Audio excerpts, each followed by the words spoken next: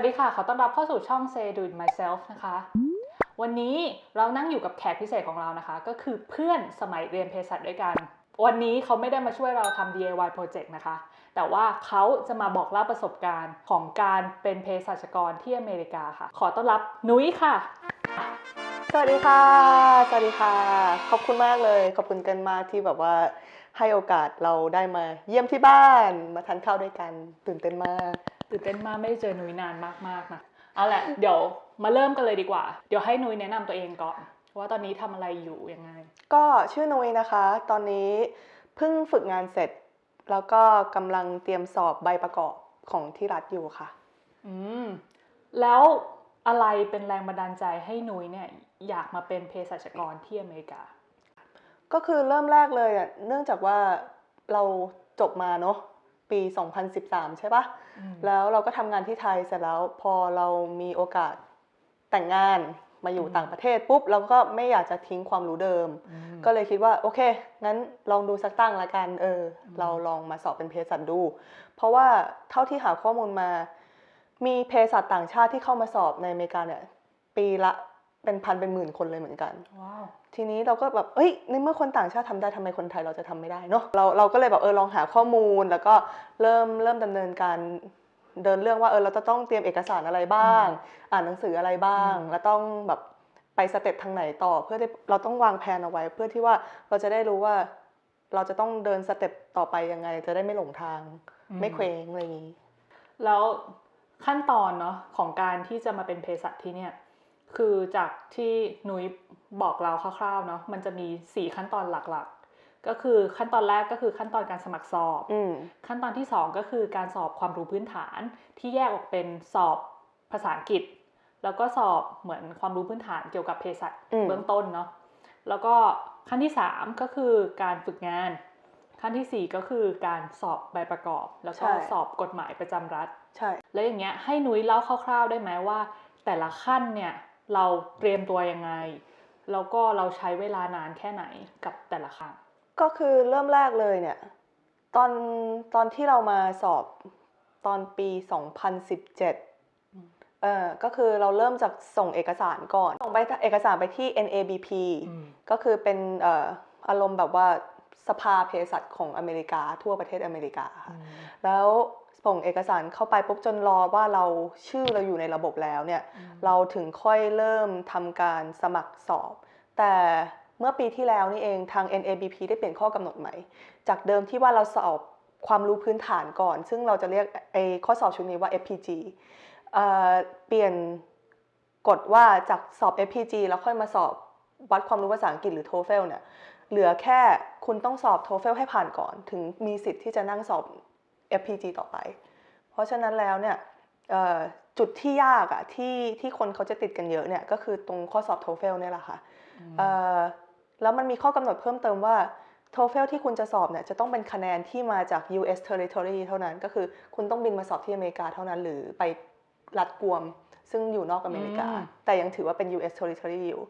คืออย่างนั้นแปลว่าขั้นตอนแรกขั้นตอนสมัครที่เราส่งเอกสารซับมิทเอกสารมาเราสามารถอยู่ที่เมืองไทยได้ใช่ไหมใช่คือเราพอเอกสารถูก approve เรียบร้อยแล้วเราถึงต้องบินมาเพื่อมาสอบ TOEFL ใช่แล้วไอ้เกณฑ์ TOEFL เนี่ยมันประมาณเท่าไหร่ได้ข่าวว่ามันโหดมากๆเราตอนเราเรียนมหาลัยเราก็ A ภาษาอังกฤษตลอดนะซึ่งเราก็มั่นใจในระดับหนึ่งว่าเฮ้ยเราแต่งงานมาอยู่ต่างประเทศเนี่ยภาษาอังกฤษเราต้องดีสิวะ แต่ว่ามันไม่ใช่เลยเราสอบ TOEFL ไป9 รอบแล้วก็เข้าใจได้แล้วคือ TOEFL ที่อเมริกาแพงกว่าที่ไทยเนี่ยค่า TOEFL อยู่ที่180หรือ$185เราไม่แน่ใจนะแต่ที่อเมริกาเนี่ย$205เกณฑ์ของ TOEFL ที่จะผ่านก็คือพาร์ทอ่านขั้นต่ำ22คะแนนพาร์ทฟังขั้นต่ำ21คะแนนอันนี้ได้แน่นอนพาร์ทพูดนี่แหละตัวดีเลยขั้นต่ำ26คะแนนแรงและพาร์ทเขียนขั้นต่ำคือ24คะแนนซึ่งแต่ละพาร์ทเนี่ยคะแนนเต็มคือ30คะแนนนั่นแหละค่ะจุดที่ยากก็คือคนที่เขาจะติดกันเยอะก็คือส่วนของพาร์ทพูดเนื่องจากว่าเราไม่ได้พูดภาษาอังกฤษเป็นภาษาแรกเนอะสำเนียงอะไรถามว่าสำเนียงมีผลไหมมีเพราะว่าในการสำเนียง เวลาออกแอคเซนต์ที่ต่างกันเนี่ยมันก็เหมือนวรรณยุกต์ไทยเนาะเราออกเสียงผันวรรณยุกต์ผิดมันก็ต่างความหมายแล้วใช่ไหมพอถ้าเราแบบว่าสเตรสคำไม่ถูกอย่างเงี้ยมันก็จะเป็นอีกความหมายหนึ่งตรงนี้แหละที่แบบว่าจะต้องไปเทรนมาถ้าเกิดเราไปอยากจะฝึกการสอนฝึกการพูดเล่นๆเนี่ยสามารถไปดูแบบว่ามันจะมีพวกแพทเทิร์นตาม YouTube อยู่เราสามารถแบบไปฝึกได้เราจะต้องแบบว่าพูดแบบไม่มีเดดแอร์ให้มันโฟล์ดีๆไปแบบ1 นาทีฝืนๆไปหน่อยมันต้องฝึกจริงๆ โอเคแล้วหลังจากที่นุ้ยเนี่ยผ่าน TOEFL แล้วตัวทดสอบความรู้พื้นฐานเภสัชล่ะไอตัว FPGAE เนี่ยมันเป็นยังไงเราต้องเตรียมเยอะไหมแล้วเราแบบสอบกี่ครั้งตามกำหนดเนี่ยนะของ NABP เขาให้สอบได้ทั้งหมด5 ครั้งรู้สึกว่าค่าสมัครสอบ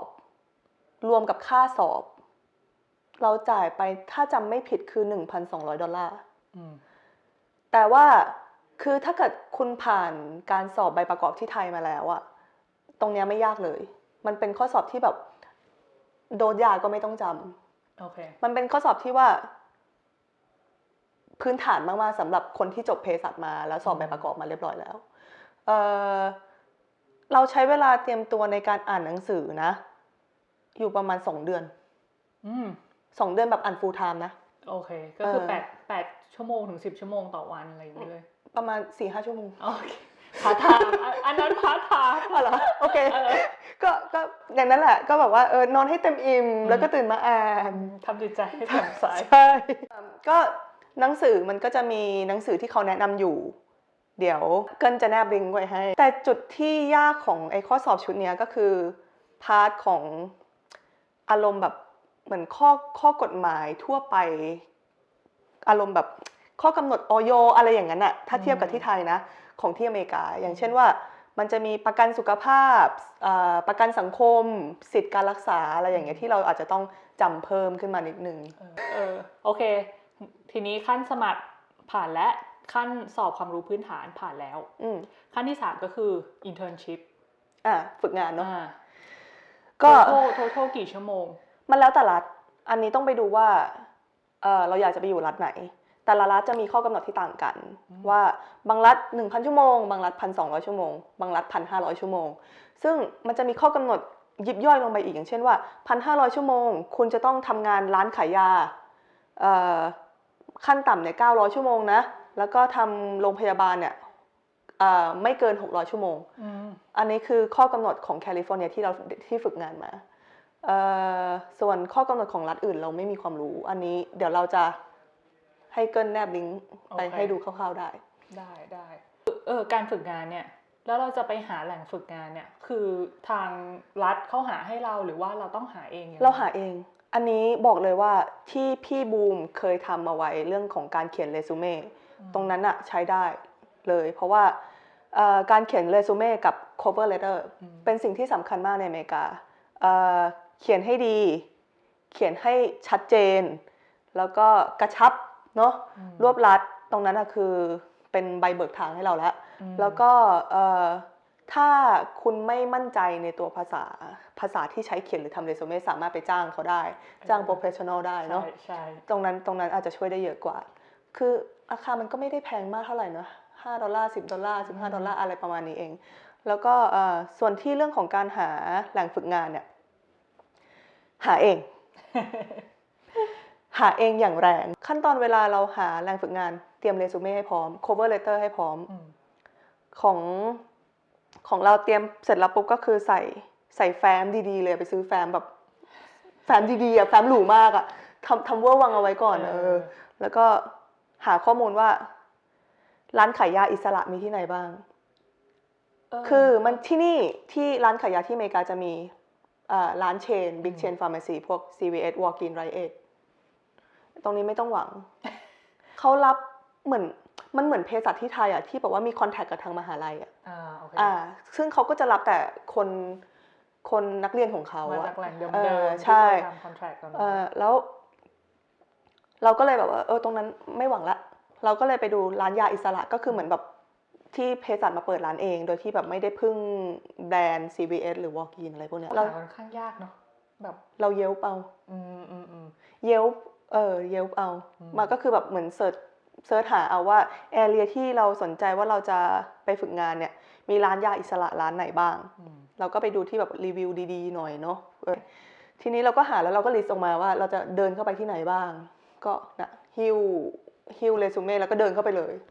แล้วก็ถามเขาว่าสวัสดีค่ะเราได้เราเป็นเภสัชต่างชาติเราอยากจะรู้ว่ายูรับเด็กฝึกงานไหมเรามีใบอนุญาตฝึกงานเรามีไลเซนส์ฝึกงานยูรับไหมโดนปฏิเสธมาเหมือนกันนะไม่ฉันไม่มีเวลาว่างขนาดนั้นหรอกที่จะมาเทรนใครโอเคขอบคุณค่ะเวียงด้วยเหรอ เวียงด้วยแล้วก็โอเคไม่เป็นไรขอบคุณค่ะก็เดินออกมาแล้วก็วันนั้นคือครึ่งเช้าทั้งครึ่งเช้าอะคือตะเวนหาแหล่งฝึกงานแล้วก็พอได้ปุ๊บก็มีคนเคยถามว่าได้เงินไหมมีทั้งได้และไม่ได้แต่ส่วนใหญ่จะไม่ได้มันอยู่ที่ว่าคุณไปแหล่งตรงไหนว่าเป็นร้านยาแถวที่คนขาดเยอะๆหรือเปล่าถ้าคนขาดเยอะๆคุณอาจจะแบบว่าได้เงิน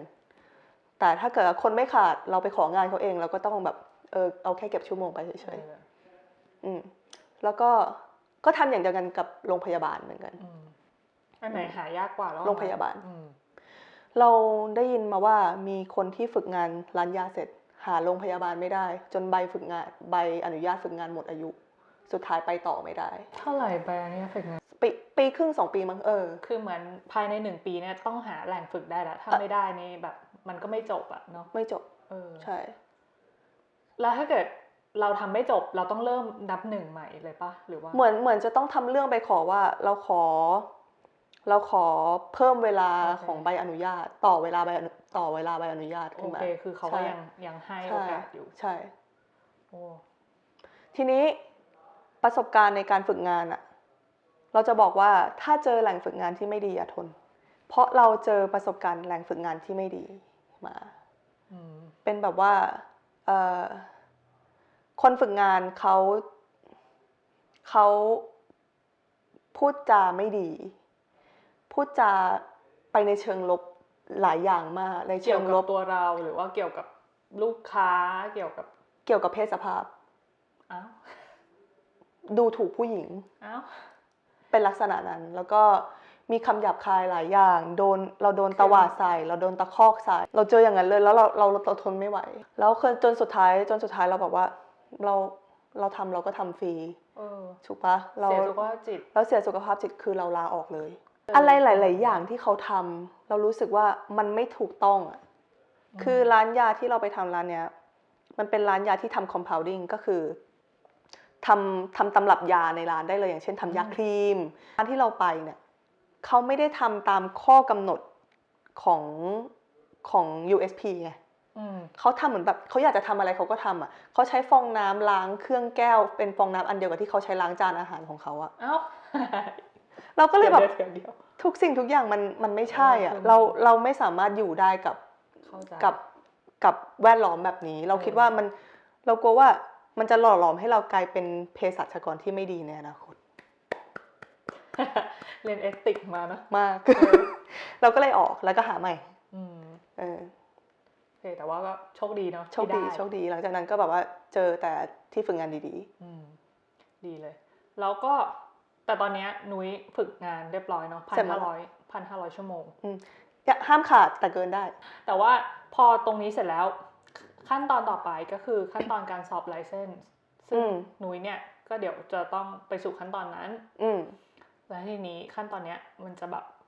นุ้ยเตรียมตัวยังไงอ่านหนังสือเยอะมากเลย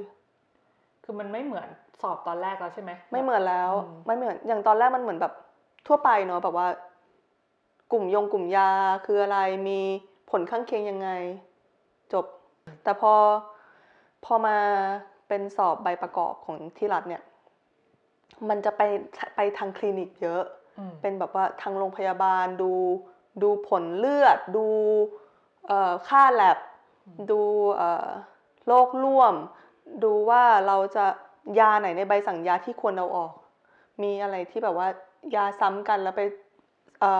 ผลข้างเคียงของยาไหนที่ทำให้เกิดในคนไข้รายนี้อะไรแล้วคือ เป็นลักษณะวิเคราะห์ค่อนข้างเยอะ ละเอียดนะ ใช่ค่อนข้างละเอียด แล้วก็เป็นกำลังใจให้นุ้ยเนาะให้ผ่านขั้นตอนนี้ไปได้อย่างงดงาม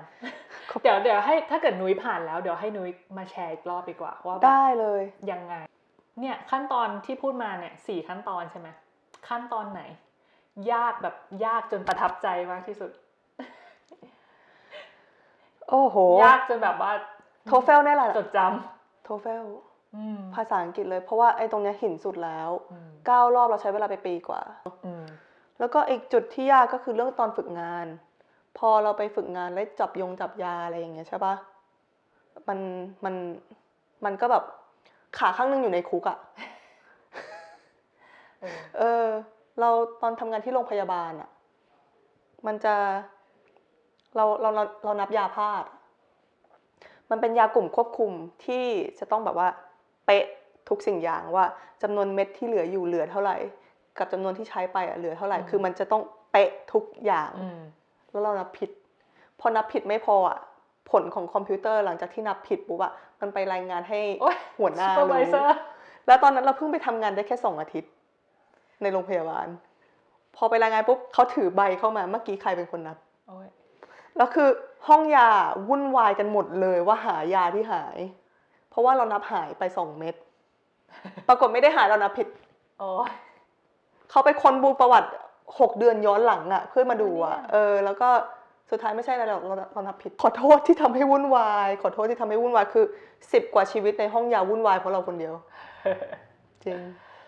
เขาจดจำเลยแหละมากแล้วแบบว่าเห็นขั้นตอนเยอะขนาดเนี้ยเราพูดถึงเรื่องรายได้ดีกว่าว่ามันคุ้มค่าไหมกับที่เราแบบเสียไปคุ้มดีเอาจริงๆนะเท่าไหร่เอาจริงๆนะคุ้มกว่าเด็กที่เรียนจบที่นี่เด็กที่เรียนจบที่เนี่ยจบมา